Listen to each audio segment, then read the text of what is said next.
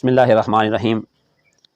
اسلام آباد سے جو بھائی سہیل معاویہ نے سوال کیا تھا اس کا دوسرا حصہ کہ آدم علیہ السلام کے دونوں بیٹوں حابیل اور قابیل کے درمیان جو اختلاف ہوا تھا، جو چپکلش ہوئی تھی، اس کی وجہ کیا تھی۔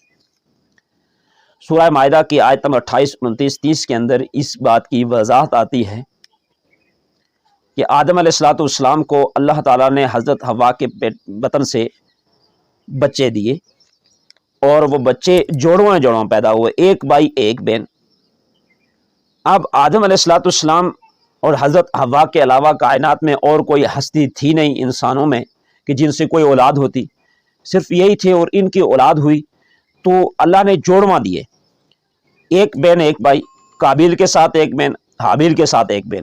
تو اللہ تعالیٰ نے اس وقت آدم علیہ السلام کی جو وقت تھا اس میں اللہ تعالیٰ نے یہ اجازت دے دی کہ بہن بھائی کا آپس میں نکاح ہو سکتا ہے، لیکن ایک شرط یہ رکھی گئی کہ وہ بہن جو بھائی کے ساتھ جوڑواں پیدا ہوئی ہے اس بہن اور بھائی کا آپس میں نکاح نہیں ہو سکتا۔ اتفاقاً یوں ہوا کہ جو بہن قابیل کے ساتھ پیدا ہوتی ہے وہ بہت خوبصورت تھی، اب شریعت کے مطابق تو اس بہن کا قابیل کے ساتھ نکاح نہیں ہو سکتا، اور جو بہن حابیل کے ساتھ پیدا ہوئی ہے وہ زیادہ خوبصورت نہیں تھی۔ اب قابیل اپنے ساتھ جو پیدا ہوئی بہن ہے اس کے ساتھ شادی کرنا چاہتا ہے، آدم علیہ السلام نے بھی منع کر دیا کہ اس کی اجازت نہیں ہے، اور حابیل سے اس نے کہا، قابیل نے، کہ آپ اس سے شادی نہیں کرنا، اس سے شادی میں کروں گا۔ انہوں نے کہا اللہ کا جو حکم ہے اس کے مطابق کرتے ہیں۔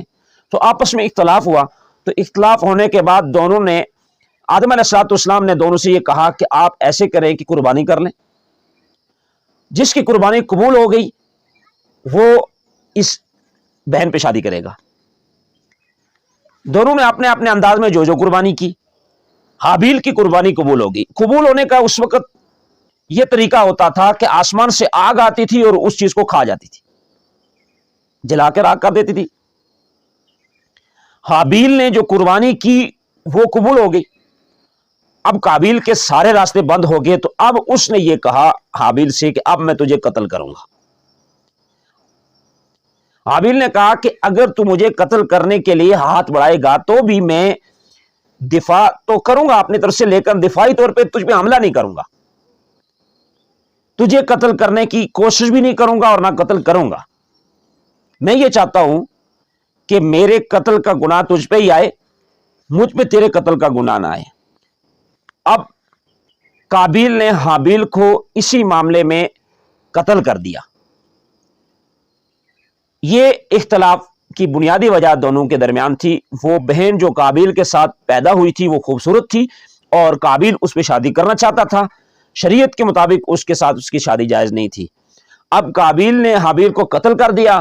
اب اس کے بعد دفنانے کا جو مسئلہ آیا، اللہ تعالیٰ نے قرآن کے اندر پوری وضاحت کر دی ہے۔ اس سوال کے ساتھ چونکہ اس کا تعلق نہیں ہے، جتنا سوال تھا اس کا جواب دے دیا گیا ہے۔